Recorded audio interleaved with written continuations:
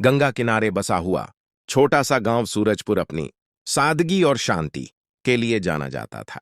कच्ची गलियां, मिट्टी के घर, सुबह सुबह मंदिर की घंटियां और शाम को मस्जिद की अजान, सब कुछ मिलकर इस गांव को एक अनोखी पहचान देता था। इसी गांव में रहता था अमन, 12 साल का एक सीधा सादा लड़का, जिसकी सबसे बड़ी पहचान उसकी ईमानदारी थी। अमन के पिता रघुनाथ गांव के स्कूल में मास्टर थे। तनख्वाह ज्यादा नहीं थी, लेकिन सिद्धांत बहुत ऊंचे थे। मां सीता घर संभालती थीं और बच्चों को संस्कार सिखाती थीं। घर में ज्यादा सामान नहीं था, पर जो था वह सच्चाई और संतोष से भरा हुआ था।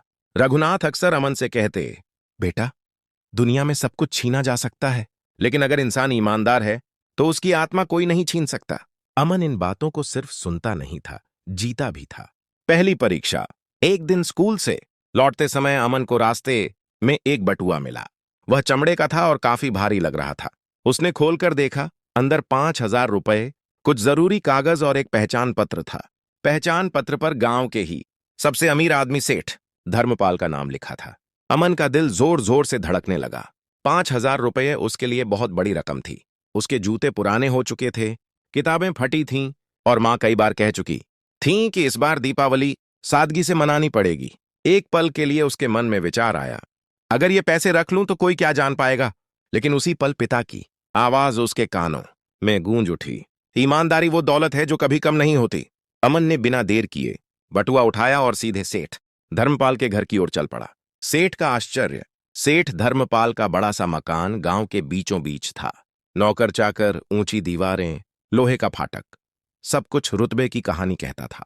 जब अमन ने बटुआ सेठ के हाथ में दिया तो सेठ कुछ पल के लिए अवाक रह गया। तू तू ये पैसे वापस लाया? सेठ ने हैरानी से पूछा। हां सेठ जी, ये आपका है, अमन ने सिर झुकाकर कहा। सेठ ने बटुआ खोला, पैसे गिने, फिर अमन की आंखों में देखा। उन आंखों में कोई लालच नहीं था, सिर्फ सच्चाई। बेटा, आजकल के जमाने में ऐसे बच्चे बहुत कम मिलते हैं, सेठ ने कहा और अमन को 100 रुपये इनाम के तौर पर देने चाहे। लेकिन अमन ने हाथ जोड़कर कहा, सेठ जी, मैंने अपना फर्ज निभाया है, इसके बदले कुछ लेना ठीक नहीं। सेठ धर्मपाल पहली बार जीवन में किसी बच्चे के सामने नतमस्तक महसूस कर रहा था। ईमानदारी की कीमत। गांव में यह बात आग की तरह फैल गई। कुछ लोग अमन की तारीफ करने लगे तो कुछ हंसने लगे। अरे पागल है, 5,000 मिलते और उसने लौटा दिए। ईमानदारी पेट नहीं भरती, आजकल चालाक बनो तभी आगे बढ़ोगे। अमन ये बातें सुनता था, लेकिन चुप रहता था। कई बार रात को उसे भी लगता, क्या मैं सच में सही हूं? एक दिन स्कूल में मास्टर ने घोषणा की कि अगले महीने शहर में प्रतियोगिता होगी। जीतने वाले बच्चे को स्कॉलरशिप और शहर के बड़े स्कूल में पढ़ने का मौका मिलेगा। अमन बहुत मेहनती था, लेकिन उसके पास तैयारी के लिए अच्छे गाइड या कोचिंग नहीं थी। उसके दोस्त रोहन ने कहा, अमन, अगर तू चाहता तो उस दिन सेठ के पैसे रख लेता, आज तेरे पास भी कोचिंग होती। अमन मुस्कुरा दिया। अगर ईमानदारी छोड़कर आगे बढ़ना पड़े तो पीछे रहना बेहतर है। संघर्ष का समय, सच का इनाम।